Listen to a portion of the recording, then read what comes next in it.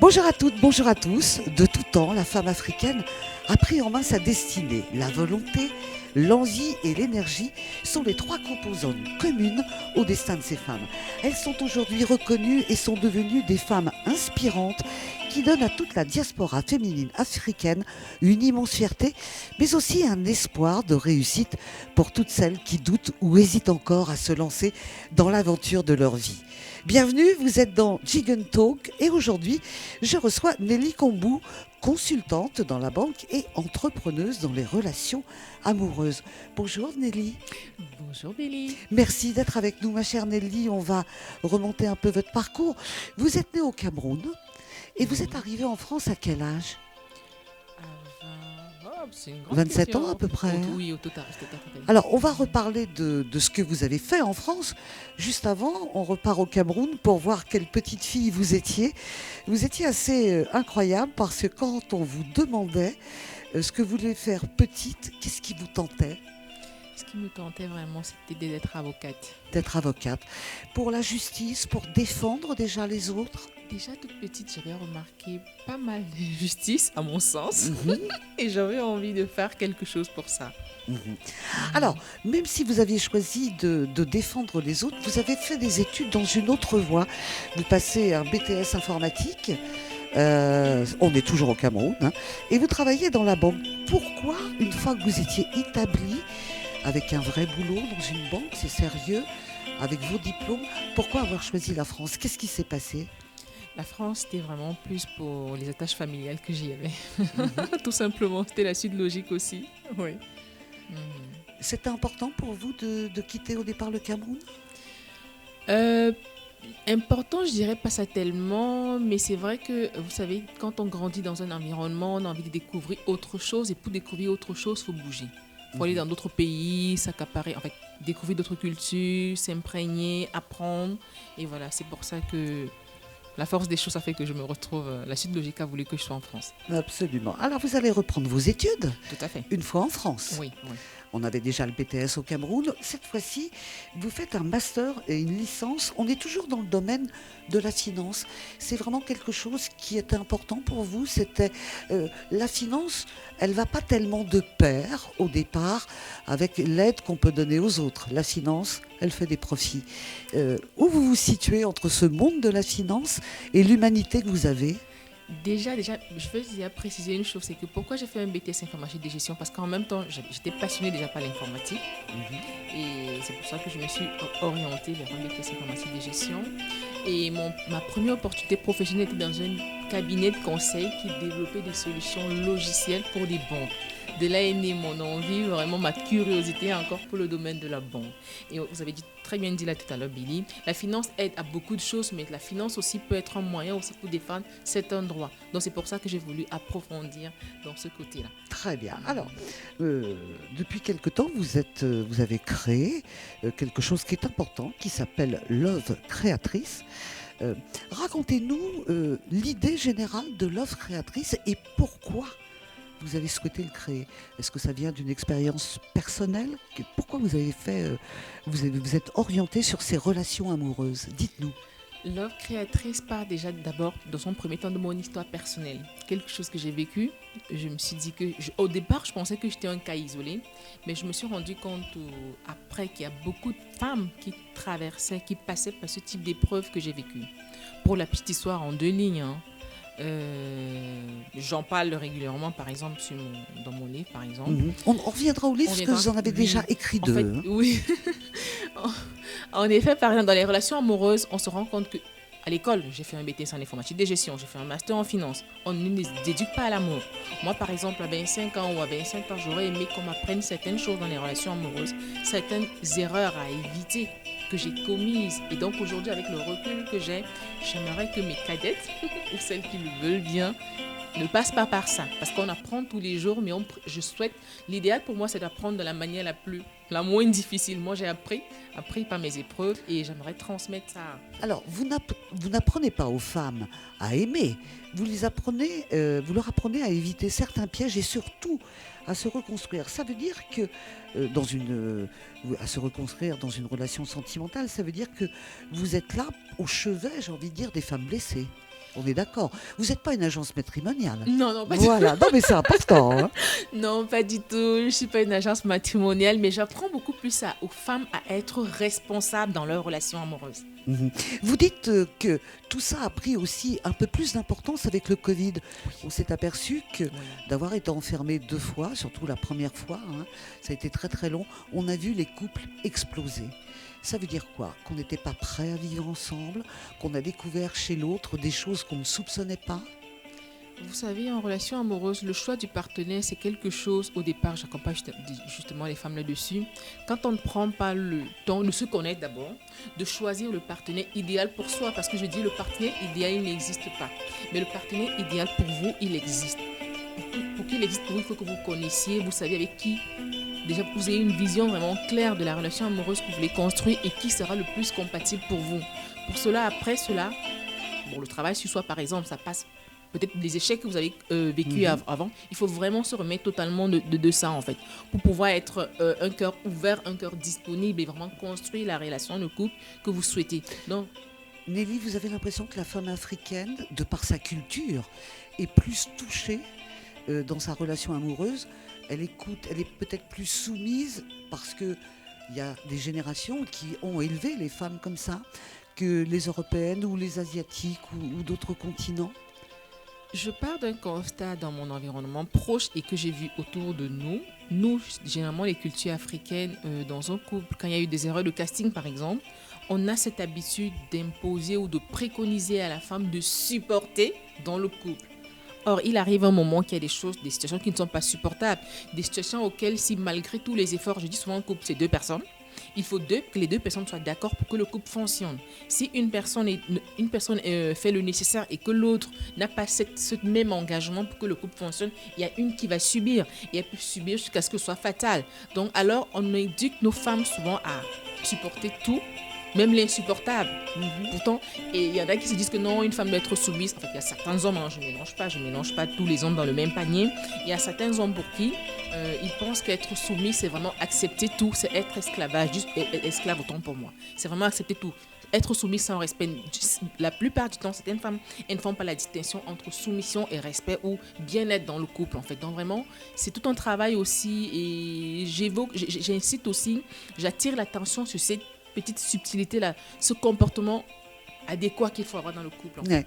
Le fait que vous soyez passé par des situations difficiles vous-même, est-ce que ça vous donne une force, une crédibilité et surtout, est-ce que ça donne un espoir à celles qui viennent vous voir? Parce que vous en êtes sortie. Et vous êtes en plus joyeuse, rieuse, vous élevez votre enfant. Donc, vous leur montrez que c'est possible. Effectivement, je montre que c'est possible, même si j'ai morflé. Ah oui, ça c'est clair. Ce n'était pas facile, mais j'ai envie de dire, quand on veut, c'est possible de se reconstruire, quels que soient les échecs ou les imprévus amoureux qu'on a pu avoir. Alors, vous avez une phrase qui est incroyable, qui va balayer tous les a priori qu'on a sur il faut faire son deuil d'une relation, il faut se reconstruire, ça peut prendre des années. Vous dites, la rupture peut faire grandir. Elle vous a fait grandir, vous, La votre rupture, rupture? oui, elle m'a fait grandir. C'est comme, vous savez, toute épreuve qui arrive dans notre vie, en fait, on peut décider d'être fataliste ou on peut décider d'en faire une force. Moi, ma rupture m'a permis vraiment de constater les erreurs que j'ai faites, de prendre ma part de responsabilité, en fait, d'être un peu plus alerte sur les choses, sur les signaux que j'aurais dû écouter, par exemple. Je détaille plus souvent dans mes écrits, mais ça m'a appris à connaître sur moi et même, ça m'a permis de développer des compétences cachées en moi que je ne soupçonnais pas. Mhm. Est-ce que quand une femme est blessée, puisque c'est votre travail, vous êtes passé par cette phase où on dit il n'y a plus d'espoir. Comment vous arrivez, puisque vous avez une méthode pour aider ces femmes, comment vous arrivez à leur faire passer cette première marche qui est essentielle? Comment vous redonnez l'espoir? Déjà, vous avez dit quelque chose de pertinent. Le deuil, en fait, d'une relation, c'est vraiment important. En fait, c'est important de le faire. Ce ne sont pas des phrases bateau, mais c'est une étape quand même essentielle. Le deuil, c'est quoi, en fait, généralement? C'est quelque chose s'est passé, il y a une blessure, il y a eu la perte de quelque chose sur lequel on misait. C'est bien de faire la paix avec ça, de passer à autre chose. En fait, de se en fait, faire la paix permet d'avancer, de reconstruire quelque chose de mieux après, en fait. Parce que si on traîne toujours cette douleur-là, cette perte-là, et on ne pense pas, et on ne se concentre pas sur ce qu'on peut avoir de mieux, ce qu'on peut produire de mieux après, ce n'est pas facile de se reconstruire, en fait. Surtout pour celles qui, après, ont besoin de refonder une famille. Il y en a qui sont bien dans le célibat, hein, pour un certain temps ou à vie, mais il y en a qui ont vraiment besoin de se compléter dans une relation de couple. Les femmes qui ont été abandonnées, par exemple, et qui se retrouvent avec un ou deux ou trois enfants, vous leur dites que rien n'est terminé quand on est seul, même avec des enfants? Tout à fait. Vous savez, c'est la société aujourd'hui ou l'inconscient collectif qui fait croire que quand on a un ou deux enfants, tout est fini. Ben non. Vous savez, souvent, une femme dans une relation, en fait, déjà, j'ai envie de dire aux femmes, elles ne sont pas responsables, en fait, de l'absence du géniteur ou du papa de leur enfant. Elles sont plutôt responsables de leur comportement dans le couple.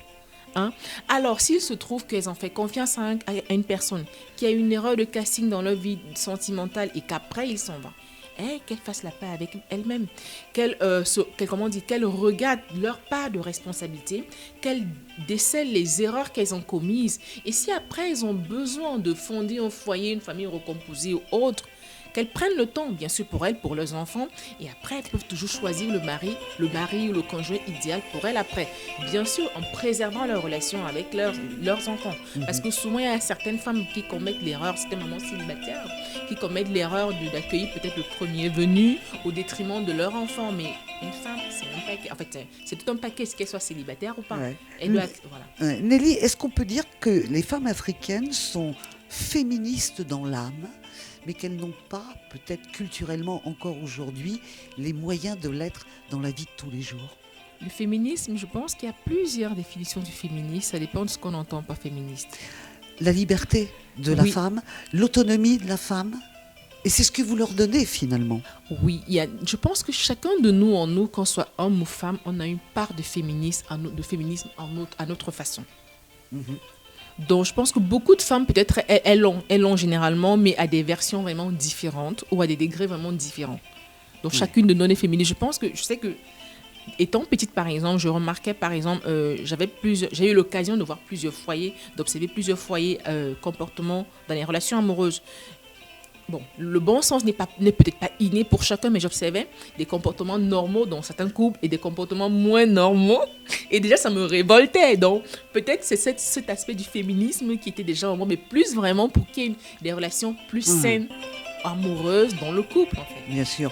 Alors, quand on est dans cette situation, il faut quand même rappeler que vous avez un site internet, Love Créatrice, ça c'est très beau, la création à côté de l'amour. Tout à fait. C'est quand même magnifique. Et puis, vous avez aussi sorti 2 livres qui sont en auto-édition, mais qu'on trouve sur Amazon notamment. Vous avez sorti cette rupture amoureuse qui m'a fait grandir. On a parlé de cette rupture qui fait grandir. Et alors, il y a un autre livre où là, vous êtes extrêmement cash. Avorter ou solutionner ces femmes enceintes et sous pression. C'est celle que vous avez connue le plus, celle-là? Je l'ai écrit parce que je suis partie du constat où, vous savez, je parle souvent du choix du partenaire idéal. Il se trouve qu'il y a des potentiels, des personnes, quand ils courtisent une femme, ils ne sont pas totalement transparents dans leur relation. Moi, je vais encore plus loin en disant, par exemple, il y en a souvent, l'histoire des femmes que j'ai partagées là, c'est vraiment des histoires vécues. Il y en a qui peut-être, ils sont OK pour un projet de parentalité. Après, quand leur femme est enceinte, ils retournent leur veste ou alors ils changent d'avis. Et j'incite souvent dans le livre, entre autres, même si ça s'adresse aux femmes, j'attire l'attention des hommes sur la nécessité d'être transparent dans les relations amoureuses, tout simplement. Parce qu'après, il se pose un dilemme. Si la femme, elle est enceinte et que finalement le mari, le conjoint retourne sa veste, si elle ne veut pas avorter et que le mari veut qu'elle avorte, comment on fait? Parce que si elle veut avorter, il n'y a pas de problème. Mais sauf que d'une personne à l'autre, ça va après, oui, en fait, voilà, donc c'est une grande question en fait sociétale qui se pose en fait.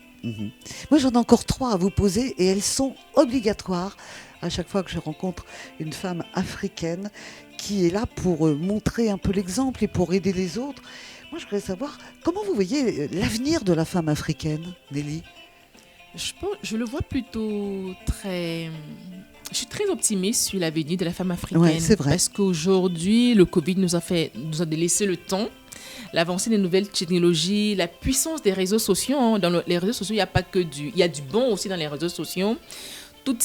Cette synergie qui se crée, toutes ces connexions, ce partage d'expériences, d'astuces. Vraiment, je pense qu'il y a un certain éveil sur certaines problématiques que les femmes sont en train de vivre. Et pour celles qui veulent s'investir, qui veulent sortir de la paresse intellectuelle, se remettre en question, prendre le recul pour avancer mieux, ça ne pourrait être que merveilleux. Donc, avec tous ces réseaux sociaux, elles sont peut-être plus informées aussi et moins dans la solitude. Oui. Deuxième question indispensable.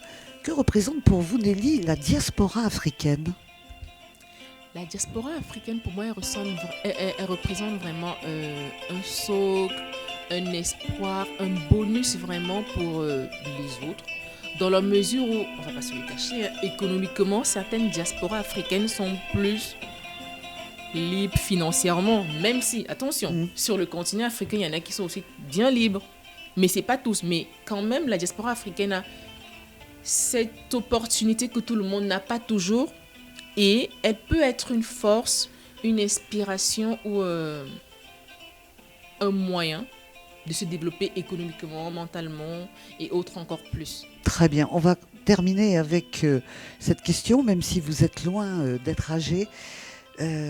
Si vous aviez 25 ans aujourd'hui, qu'est-ce que vous feriez ? Déjà, j'ai envie de... Oui, si j'avais 25 ans, ce que je ferais, j'éviterais de faire les erreurs que j'ai commises à 25 ans. Ouais, et j'écouterais, je me formerais. Se former, c'est pas seulement prendre des formations académiques. Je me formerais près des aînés qui ont acquis une certaine expérience et je les écouterais surtout. Voilà. Franchement, je serais vraiment très